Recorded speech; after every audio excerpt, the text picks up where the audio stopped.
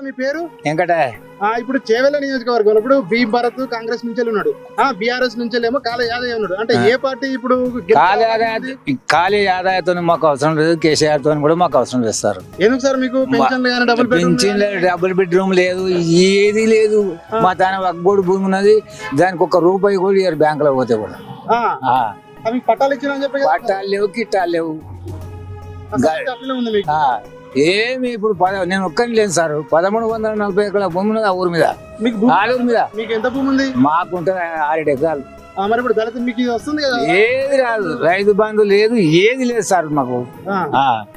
మరి ఇప్పుడు కాంగ్రెస్ పార్టీ వస్తే మీకు మేలు జరుగుతుంది అనుకుంటారా? ఇది ఈ పార్టీ వస్తే మేలు జరుగుతుంది అంటారని మేము అనుకుంటున్నాం. మేము పట్టాలు అయితే భూములు అంటారు, మేము ఫోన్ ఉన్నది, ఫోన్లలో అన్ని చేయింటున్నారు సార్ మేము. ఇప్పుడు మీ కాంగ్రెస్ పార్టీ నుంచి భీమ్ భరత్ బరిలో ఉన్నాడు, ఇప్పుడు గెలిచే అవకాశం ఉంది.